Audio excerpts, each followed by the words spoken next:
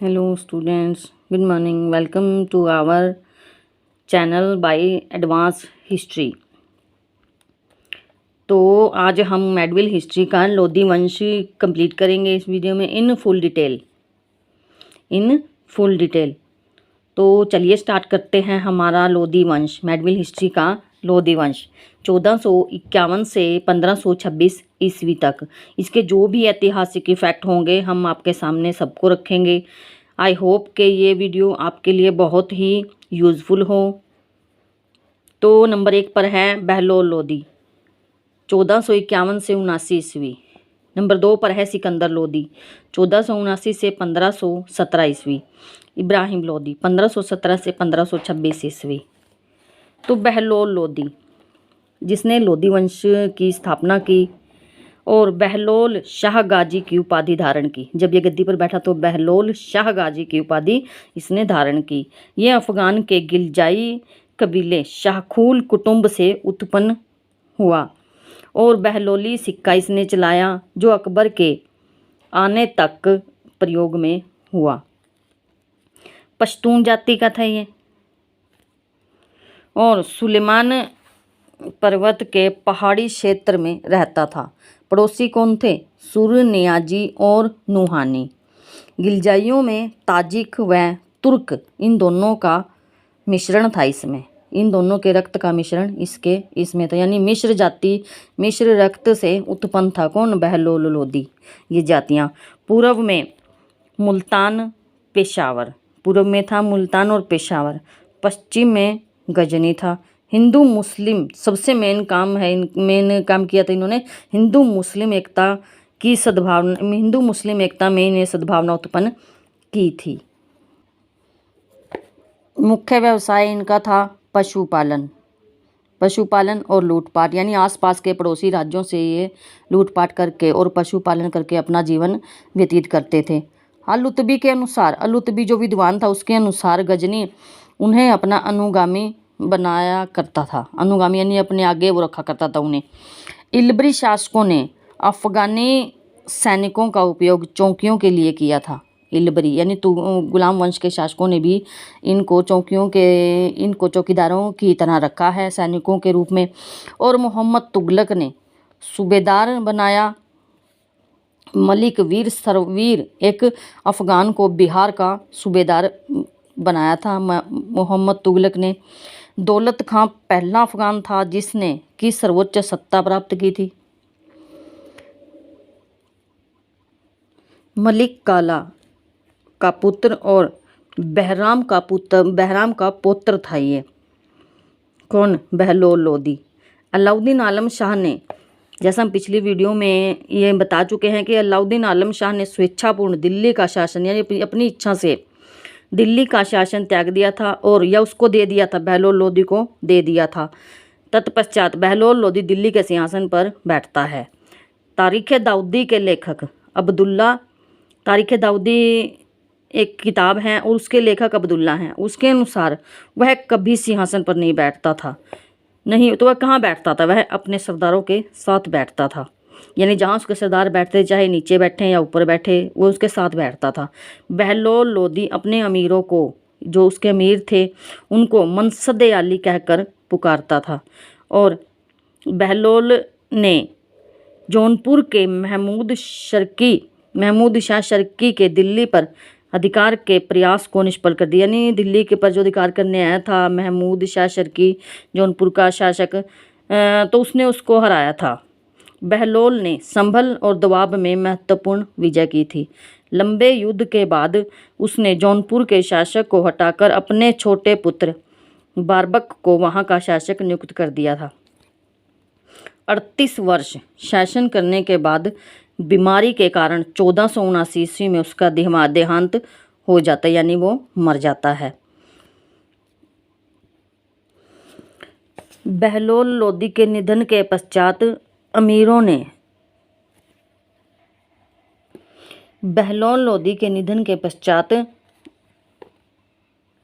ने उसके पुत्र निजाम खां को सिकंदर शाह लोदी के नाम से सिंहासन पर बिठाया। यानी उसका पहला नाम क्या था?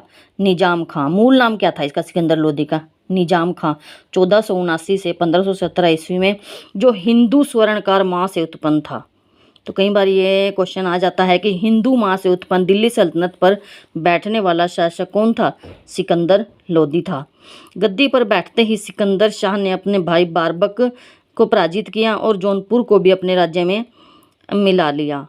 जो उसके छोटे भाई बारबक को इसने पराजित कर दिया और उसका जो शासन था जौनपुर का, उसको भी अपने अधिकार में ले लिया।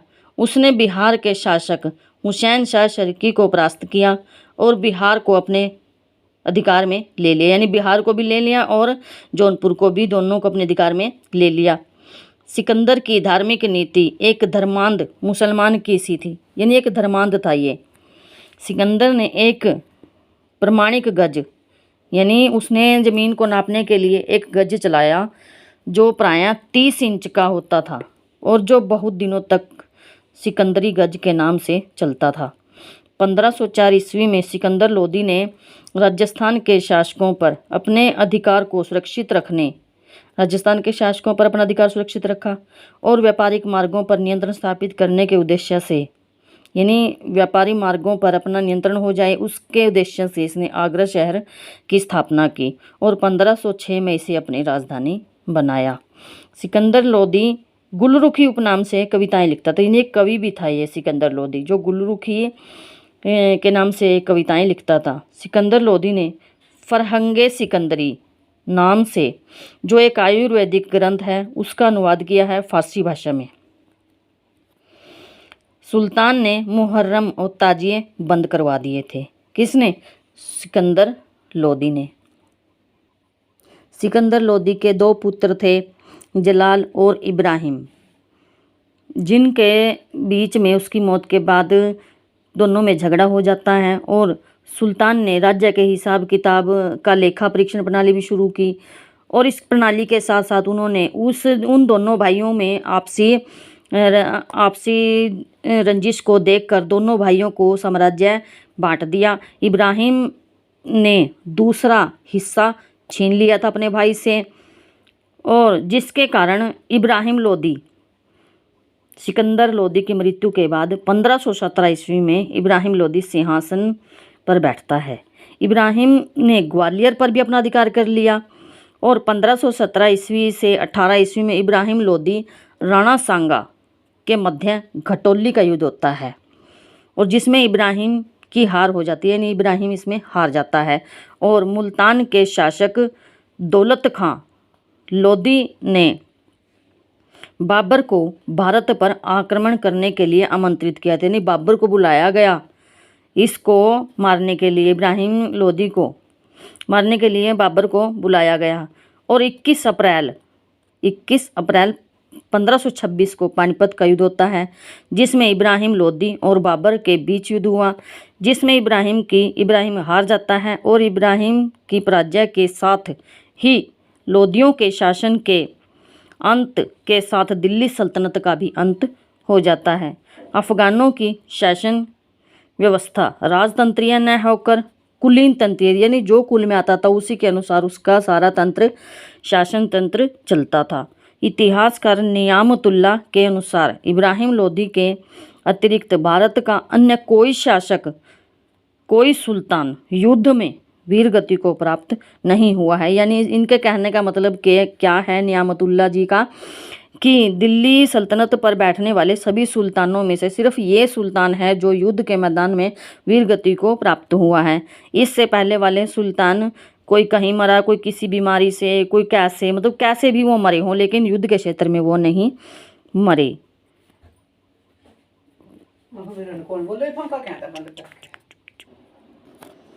दिल्ली सल्तनत यानी प्रशासनिक संरचना, दिल्ली सल्तनत की प्रशासनिक संरचना, किस प्रकार उन्होंने प्रशासन चलाया। केंद्रीय सरकार, सुल्तानों के अधीन सरकार की प्रशासनिक संरचना मुख्यतः फारसी और अरबी पद्धति पर आधारित थी। यानी फारसी और अरबी से इन्होंने दिल्ली का दिल्ली की प्रशासनिक संरचना को बनाया था, किंतु सैन्य संगठन जो उनका सैन्य था वो तुर्क और मंगोल दोनों पद्धतियों से किया गया था। यानी जो इनकी सेना थी वो तुर्क और मंगोल दोनों पद्धतियों में की गई थी। सुल्तान राज्य का सर्वोच्च संचालक होता था। न्यायाधिकरण में सबसे बड़ा निर्णायक, कानून का सूत्रधार यानी कानून वही बनाता था, और सेनाओं का प्रधान सेनापति यानी सबसे पूरी सेनाओं का, चाहे वो थल हो, जल हो या पैदल सेना हो, उन सब का प्रधान सेनापति होता था। सुल्तान की मंत्री परिषद को, यानी सुल्तान की जो मंत्री परिषद होती थी उसको मजलिस-ए खलवत कहा जाता था। मंत्री परिषद की सलाह मानने के लिए बादशाह बाध्य नहीं था, यानी मंत्री कोई भी सलाह बनाए उसके लिए ये ज़रूरी नहीं कि बादशाह उनको ज़रूर ही मानेंगे, सबसे बड़ा निर्णय बादशाह का होता था। राय जान दरगाह शाही पार्षद में ऐसे विशिष्ट मंत्री रहते थे, इनकी संख्या 4 थी। राय जाने दरगाह जिनकी सलाह का विशिष्ट महत्व, जिनका एक विशेष महत्व था, शाही पार्षद थे। सुल्तान बार आजम जनसभा हाल में राजकाज का अधिकांश कार्य पूरा करता था। अमीर इजीब समारोह प्रधान था। ये प्रजा की दरखास्त बादशाह को प्रस्तुत करता था। अमीर इजीब वजीर, बादशाह की अनुपस्थिति में वजीर बादशाह के स्थान पर, यानी बादशाह कभी उपस्थित हुए या मतलब कोई ऐसा काम चले गए जिससे वो अपने राज्य में नहीं है, तो उसके स्थान पर वजीर उनके स्थान पर कार्य करता था। वजीर बादशाह का मुख्य सलाहकार होता था जो गोपनीय और अहम मामलों में परामर्श देता था। वजीर का कार्यालय दीवान विजारत कहलाता था, यानी इसका एक कार्यालय भी था जिसे दीवान विजारत कहा गया है। वजीर की सहायता के लिए नायाब वजीर होता था जो मुख्य रूप से वित्तीय मामलों की देखरेख करता था। राजधानी दिल्ली का प्रशासन, दिल्ली का प्रशासन कैसे चलता था? राजधानी दिल्ली का प्रशासन एक कोतवाल को सौंप दिया जाता था। कोतवाल शहर में कानून और व्यवस्था बनाए रखने में उत्तरदायी था। अलाउद्दीन ने व्यापारियों पर विशेष ध्यान करने के लिए दीवान रियासत, यानी राजधानी पर दीवान रियासत का पद बनाया। किसने? अलाउद्दीन खिलजी ने। मुतासिब का कार्य लोगों के सामान्य आचरण का रिकॉर्ड रखना था, नियमों को लागू करना था। प्रांतीय प्रशासन, समस्त सल्तनत अनेक प्रांतों में विभाजित थी। प्रत्येक का अधिकारी गवर्नर होता था।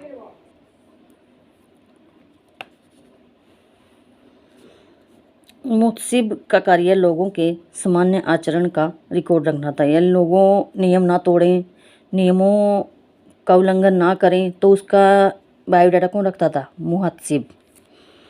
प्रांतीय प्रशासन, समस्त सल्तनत अनेक प्रांतों में विभाजित थी। प्रत्येक का अधिकारी गवर्नर होता था, यानी सल्तनत जितने भी प्रांतों में विभाजित थी उन सब का अधिकारी एक गवर्नर होता था, जिसे नायाब, वली और मुफ्ती ये सभी गवर्नर के नाम थे, यानी इनको गवर्नर को पुकारा जाता था, नायाब, वली और मुफ्ती। प्रांत को इक्ता या सूबा कहा जाता था। प्रत्येक प्रांत में राजस्व वसूल करने के लिए अनेक कर्मचारी होते थे, जिसमें नाजिर, वाकूफ मुख्य होते थे, यानी ये दोनों सबसे इम्पोर्टेंट होते थे।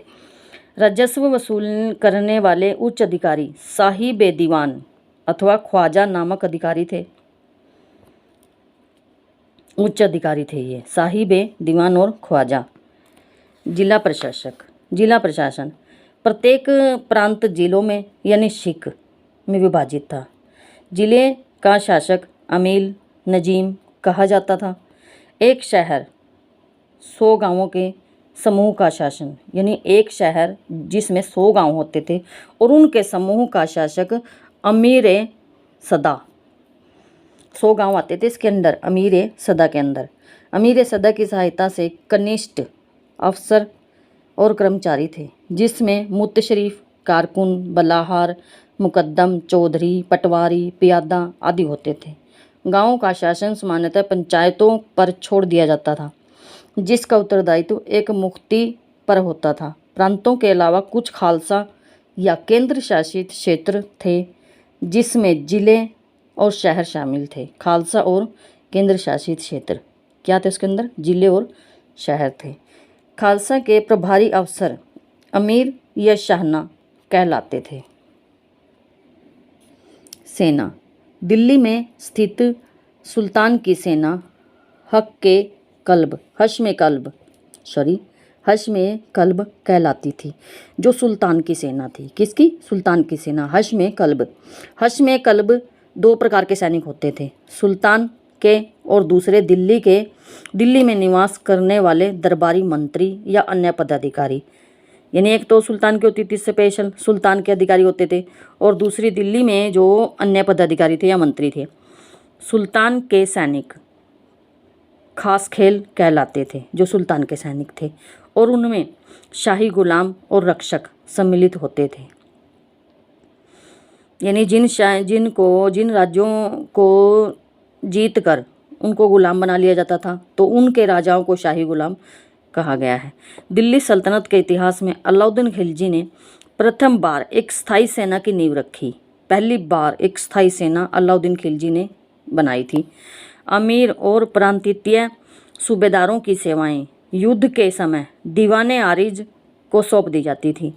अमीर और प्रांतों के सूबेदारों की सेवाएं युद्ध के समय दीवाने आरिज को सौंप दी जाती थी। यानी दीवाने आरिज एक ऐसा मंत्री था जो इनसे काम लेता था या इनकी सेनाओं से काम लेता था।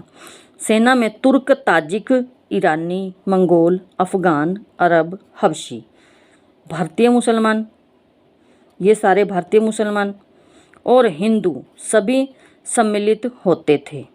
पैदल सैनिक पाइक कहलाते थे। घोड़े को नाल लगाने वाले का निर्विवाद श्रेय तुर्कों को था। यानी घोड़े को नाल कौन लगाते थे? तुर्क। Thanks for watching. This video is hopeful for you.